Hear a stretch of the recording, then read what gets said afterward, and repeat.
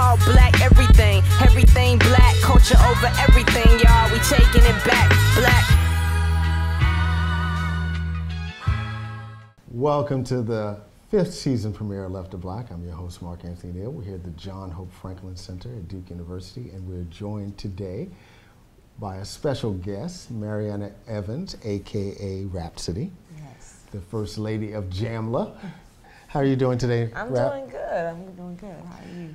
I'm well. We're so happy to have you on the couch, and for those in the audience who don't know, when you turn on Left to Black and you hear the opening theme, that is in fact the voice of rap, all black, everything. And thank you for that.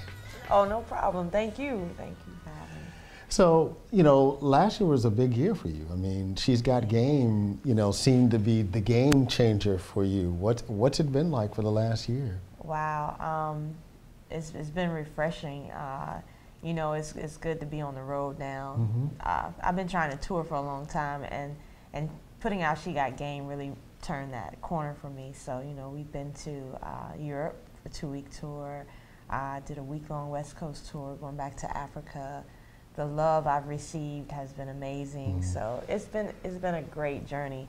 You know, to be independent and not be on the radio, but still, you know, get to enjoy some of the benefits, you know, touring and, you know, just the fanfare. Talk about that different kind of mode, because, you know, when you were thinking about this, say, a decade ago, Mm-hmm. you know, were you thinking about, you know, the BETs and being on the radio, or you know, did you always in your head think it needed to be an independent thing? Growing up, you know, that's how I got music. It was on the radio. Okay. You know, I saw it on TV. I was always tuned into award shows. So when I was younger, you know, I equated with the best artists that make the greatest music are on TV and radio. Like, you can't not be good and not get to that point. So, you know, as things have progressed and you have the internet and, you know, power changes over, you know, I've learned that, you know, it's not this fantasy world that I thought it was. You know, when you really learn the business and, you know, the behind the scenes things, you're like, wow. So to be in it now and, you know, to understand that you can be a great artist and you don't have to be on the internet, or you don't, I mean, on TV or radio, you know, you can make a living and sustain yourself and still have a great fan base without that. Like, you know, it's an eye opener, but it feels good because I have that creative control to do what I want and put the message out that I like to get out. One of the things we've seen the last 10 years or so that's different than the earlier days of hip hop is that, you know, the lack of presence of women MCs. Mm-hmm. And when we think about women MCs, you know, they fit a certain kind of profile. You know, we often forget that, you know, some of these folks, Nikki can spit. Yes. You know, we forget that because we're dealing with the total package and the pop icon piece and all of those, you know, kinds of things. What's it been like for you trying to navigate this gender dynamic within hip hop? You know, because, you know, when all is said and done, I mean, your reputation has to do with the fact that you just have skills. Right, right. Yeah. I always wanted the music to be the forefront of it. Mm-hmm. You know, I never wanted to, you know, have anything else to take away from the music because that's what it was about for me. So, you know, it's been interesting, you know, especially in the music business. Not so much with my peers, but in the business, you know, having good music is not enough. You know, you have to have a whole package, you know, and they expect you to fit that mold. You know, what does she look like? Is she sexy? Does she fit in high fashion? Can we sell that to high fashion? And there's all these other factors. So navigating through that and just really sticking to my guns and, you know, setting my boundaries where this is a line I'm not going to cross. You know, it's been interesting, but, you know, I've learned a lot and I've learned how to navigate better through it, you know. So that's the game and that's the music business. But Have there been times when you've had to really deal with very blatant kind of sexism about the role of women in hip hop? Not so much. There have been instances early on, you know, when I was first getting into it, I was looking for a manager. And, you know, I told this story a couple times, and I walked into his office, and I just got off work, so I had my work clothes on. I was working at Foot Action. And I walked in, and the first thing he says, it wasn't like, let me hear music or whatever. He looked me up and down. He was like, we might can make it work, put you in some heels and da-da-da-da. And at that point, I was like, no, you know, you're not the manager for me. So, you know, things definitely going like that. When I'm out, you know, and people that don't know me find out I rap, and they look at me and they're like, I would have never thought, you know, because, you know, I don't look like what female rappers today are supposed to look like. But, you know, it's good to give them that shock value and to show that there is still something different out there. You're watching Left of Black. I'm your host, Mark Anthony Neal. You're sitting here watching the season 5 premiere of Left of Black. We're joined in studio by Rapsody. Talk a little bit about your relationship with Ninth Wonder. You know, how did you and Ninth connect? Oh, that's big brother. I met Ninth while I was at college at NC State, and you know, me and a group of friends, we got together for, you know, completely a love for the music, and we started a hip hop organization. So one summer we got together and did a mixtape, and we invited him over to listen to it, give us advice, and that was how I met him. He listened to a song I did. It was my first song I'd ever written or recorded, and he just kept saying, you know, take it back, take it back, take it back, over and over again. And he looked at everybody. It was probably like 15 to 20 people. He was like, that's your star right there. And I was totally speechless. Wow. You know, I sat in the back of the room. I was like, oh, he's gonna hate this. I don't want to be played.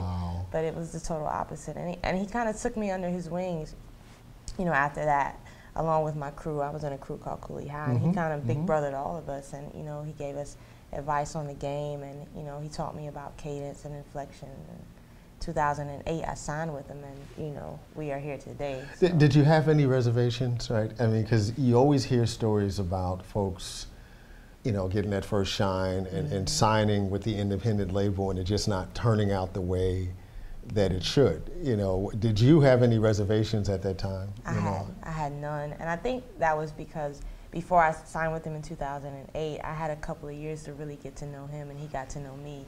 And, you know, I loved his passion. He was always honest, you know, always very supportive, and he knew what I wanted, like, and that was one thing, like, versus that one manager I went to see who was like, oh, we're gonna change you. He never wanted to change me. He wanted me to grow, you know, within my own lane. And so, you know, I've, you know, because of that, it's always been easy, like, never a second thought. Never a second thought. So let's talk about that voice, right? Because when we think about classic hip hop MCs, you know, some of them are great storytellers. You know, some of them just have a way with words, right? When you think about how just witty JayZ can be, you know, just just to play with language the way that he does, right? You know, part of your appeal, you know, is that voice. You know, it's smoky, it's sexy, it's in that way very reminiscent of Lyte. You know, when you hear Lyte, you knew it was Lyte, right? And it's almost, it sounds effortless, right? Like you don't have to really work hard, you know, to sound the way that you sound. So talk a little bit about how you've cultivated your voice, you know, throughout these years. It really took some time. Like, we'll be in the studio and Ninth will bring up songs from like 5 years ago, and I cringe because that voice is not the voice you hear today. It's high pitched. So it was something I really had to, you know, be patient with and take the time to learn, you know, inflections and how to bring out a metaphor. Because he always told me it's not what you say, it's how you say it. Right. And Absolutely. you know, just going through that repetition and studying and trying to perfect the craft. You know, voice means everything now. Like, to have that knowledge now, I can go back and hear a Jay song and I understand why I like it now. You know, before I didn't know. So, you know, it was just a lot of learning the science of rhyming and, you know, what goes into it. I remember reading a review one time of Jay's body of work, and you know, the writer said, you know, one of the things that makes him interesting is that he raps the way he talks. Right, that there's no separation between how he sounds over a beat as to how he sounds in the conversation, right? And I feel that same way, you know, the times I've had the chance to talk to you and listen to your music, there's no real separation. You know, it's like your style on record is lived, right? Because it's who you are. Right, you have to make it relatable. You have to make it feel like it's honest. That's how people draw to it, is what I've been told. You know, we'll be in the booth and I'll say it, and in practice, Ninth will like, now go back and make it conversational. You know, make it easy for people to learn. So yeah, like once you learn those little things in rhyme, it's like mind blowing. There's that great moment in the film Brown Sugar, right? And it's a refrain throughout the film. It's like, when did you first fall in love with hip hop? So when did you first fall in love with hip hop? Wow. I'm gonna say when I saw MC Lyte's Poor Georgie video. You know, I know I liked it before then, but when I saw that 91? Yeah, I think it was like 90, 91. You know, she told us it was a storytelling joint, but it was also a female doing it. And I know there were many before her, Roxanne Shante, and others, but she was the first one that I connected with. And, you know. Why do you think that is? Videos, you know, videos were big. So you got to see her. Yeah, I got to see it. You know, I was still young, so my mom was like, no hip hop records for you. So if I wanted to listen to hip hop, you know, I got it through radio or TV. So you growing up in a church house in North Carolina is what you're telling me? Yeah, I grew up a Jehovah's Witness. Oh. So, yeah, mom was like, explicit language? Nah, you can't bring it here. I remember one time in 4th grade, somebody gave me a tape, and the hook was a tisket, a tasket, a condom, and a basket. And I was in the room playing that. She opened my door so fast. I was like, I didn't know what to do. She snatched that tape out and, you better ever. And that was the end of that. That's funny. But yeah, like videos, like that was one thing too me and my dad did. We connected through sports, but we connected a lot through music. So every Saturday morning we get up and watch videos together. He record them on VHS. We put them in on a Tuesday, watch them. Yeah, so MC Lyte, you know, she made me know that I could do this. Like, she's doing it as well as these guys. You can do that too. And you had the chance to meet her this summer, and she gave you some love. What, you know, what was that like? Wow, man, to meet MC Lyte and Lauryn Hill in the same night for the first time, like, I think I'm good for the rest of my life. You know, I was a little nervous. You know, you're always nervous to meet your heroes. But she was really cool. Like, you know, she knew who I was. She had heard the music. I asked her for advice. And, you know, she's like, just keep doing what you're doing. And, you know, for someone like her to tell me that, like, you're doing what you need to do. You don't need to change anything like that. You know, that was just more confirmation that, you know, you're on the right path. I'm going to put you on the spot now. Okay. You know, Tower Records in New York, they used to do this thing called Desert Island Disc. That if you were stuck for the rest of your life on a desert island, you know, what would you have to have with you? Oh, I hate this question. So you stuck on a desert island someplace, and you got to have 5. And I'm not even going to limit it to hip hop. You got to have 5 albums, CDs, cassettes that you're going to listen to for the rest of your life on this desert island. What you listening to? Why are you doing this to me? Wow. Okay. Today, this because it changes, right? Changes every day. I got you. Today, I'm gonna have to have Erykah Badu's "Mama's Gun." Oh, I like that. I'm gonna need the Fugees' score. I like that. Give me the Miseducation. And I gotta have 2 Jay albums, but it's hard to choose out of the 3. Reasonable Doubt, the Black Album, and the Blueprint. But I'm gonna go. Give me Reasonable Doubt and Black Album. Those are my 5 before I change my mind. So give me 5J. If you had to have 5J. So we got Reasonable Doubt, we got the Black Album, we got the Blueprint. What else would you put in that mix? I'm going to go with Blueprint 3. I like that record. And Life and Times Volume 1. Okay. Yeah. I'd be happy on that island too with those. You're watching Left to Black. I'm your host, Mark Anthony Neal. Season 5 premiere. We're joined in studio by Rapsody, talking about with the First Lady of Jamla, talking about where hip hop is. Are you comfortable with where hip hop is at this point in time? I'm a lot more comfortable than I was. Okay. And you know, on a mainstream level, you know, that is what it is. I'm not as comfortable with that. But the beauty that I see is the rise of the independent movement. And that's the thing where artists are realizing, especially with the help of the internet and iTunes and your Amazons, you're realizing that I don't need TV and I don't need radio. Ninth always says you can't confine hip hop to a box with knobs on it. So, you know, and that's where all this great music now is coming from. Like, you have Big Crit in the South, you have, you know, the West Coast doing what they're doing, and all of them sound different. You have, you know, the Chicago movement with Vic Mensa and Chance the Rapper. North Carolina's doing it. So, you know, you have all these different regions creating music that all sounds different, and it's somewhat reminiscent to me of the 90s when you had that going. There's also a big female, you know, rebirth coming in. So, you know, that's what I'm excited about in hip hop. You know, that growth and that, you know, expansion on an independent level. Like, you know, it's kind of like a revolution, I feel like, to me. So, what's next for you? What's next? I have a project coming out October 7th called Beauty and the Beast. Nice. We're releasing the first single next Monday. Okay. It's called Hard to Choose. South Africa's coming up. I haven't been there in 2 years, so I'm excited to go back there. That's one of my favorite places to perform on earth. And, you know, just continuing to grow.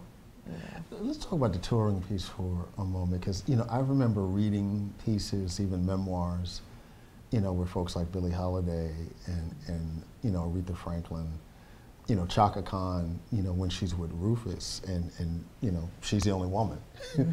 You know, what's it like touring, you know, within a genre that's so clearly masculine on these tour buses and what have you, and it might be just you and maybe two other women and just a bunch of dudes. Right. You know, what's that tour? And, you know, and dudes are comfortable on the road in ways that women aren't. Right. Coolie High really prepared me for that. Like, in a way you like, I mean, because like dudes will go to any bathroom. Yeah, they don't care. It doesn't matter, right? Whatever I gotta do, I'm gonna sleep on this floor. Like, when I first started with Coolie, I got a good dose of that. Like, most of the places we go in cities, we had to find somebody we know and sleep on the floor. Like, it'd be cold, no pillows or blankets. Go in here and take this bath, you know. But, you know, I can say one thing. The good thing about traveling with a bunch of guys and being the only girl, like, they go out of their way to make you comfortable. Like, if there's a bed, you get to sleep on the bed. You know, it's whatever you need to do, they're gonna make it happen. Like, they're really protective in that sense. So, you know, they try to make it as easy for girls as possible. I will say that. But, you know, for me, it's not as hard because I grew up with a younger brother we're only a year apart, and a bunch of guy cousins. Okay. So I'm used to everything that goes on with testosterone. them. Yeah, but touring, like, they make it as comfortable for me as possible, so I can't complain at all. Gonna drop a little freestyle for us? I might do that. It's been a pleasure to fuck up you niggas' energy. Fear me as a threat, biggest Pac, Biggie and Kennedy. Walk the path with amenities missing but never care none. Hearts aware some on my sleeve but never spare none. Sacrifices, the nicest, the black molar arm. Welcome to the temple of doom, I'm holding your heart in hand. Yes, when I'm over, I'm not the joker, you just a joke of my life. I've been nice as probably most of your black Dantes, Andres, Kanye's, and Hovers. Majority of most people that made it slept on some sofas. Just woke up off one, this world Boston. If you ain't noticed, you gotta work hard to be hard to survive the coldness. A talk show, I ain't been chauffeured. I got drive, ninth one that I've been a threat. I hope they got 9 lives. I could run with any one of them niggas you idolize, and none of my ties been broken. I'm so soft-spoken, but not really though. Still killing you easy like any money mo. Rapsody, you've been watching Left to Black. Thanks for joining us. Black lights and booze burn when I record for Watts, and every black like Troy Davis who never had a fair shot. All black, everything black, culture over everything, y'all. We taking it back, black.